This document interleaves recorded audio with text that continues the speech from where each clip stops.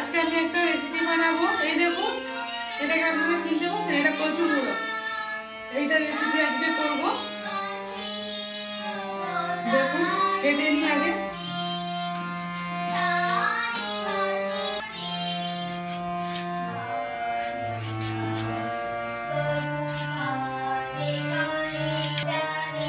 এই দেখুন, ছালটা তুলে এইভাবে ছাড়িয়ে নিয়েছি। এবার গোল গোল করে কেটে নেবো, একটু মোটা মোটা করে। এই যে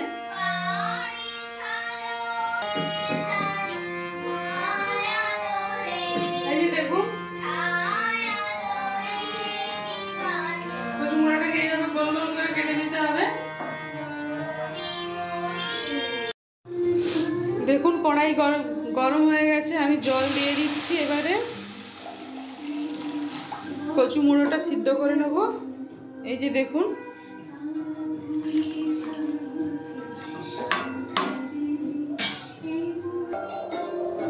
এতে নুন হলুদ দিয়ে সেদ্ধ করে নিতে হবে। আমি এখানে 2 চামচের মতন নুন দিয়ে দিচ্ছি।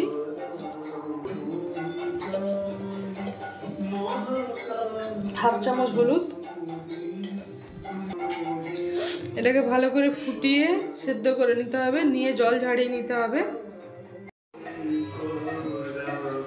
দেখুন, আমার কচু মুড়োটা সিদ্ধ হয়ে গেছে। এই যে এবার নামিয়ে নেবো, জল ঝাড়িয়ে নেবো।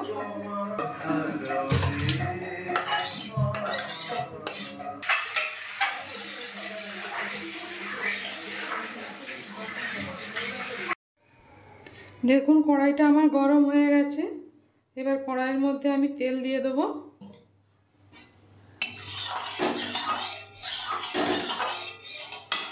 তেল দিয়ে দিলাম। এবারে দেবো 2টো শুকনো লঙ্কা ফোড়নে দেবো, জিরে দেবো ফোড়নে।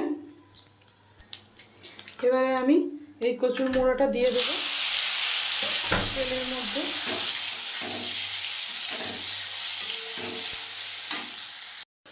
দেখুন, এইরকম লাল লাল মতন ভাজা হয়ে গেলে এবারে কড়াইয়ের মাঝখানে একটা গাঁটা করে খানিকটা তেল দিতে হবে।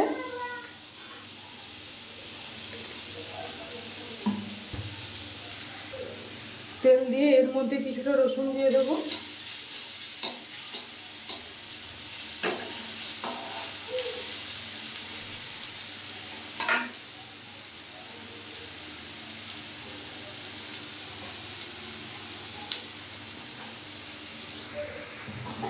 রসুনটা এইভাবে ভাজা ভাজা হয়ে গেলে এবারে এর মধ্যে পেঁয়াজ বাটা দিয়ে দিতে হবে।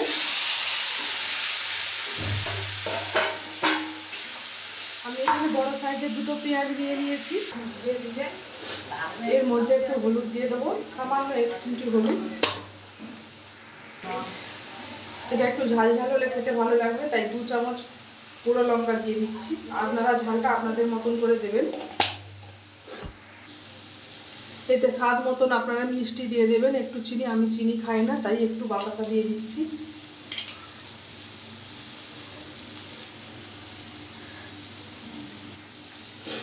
কচু মুড়োটা সেদ্ধ করার সময় নুন দিয়েছিলাম, আর দিইনি। এবারে আমি আরেকটু নুন লবণ দিয়ে দেবো।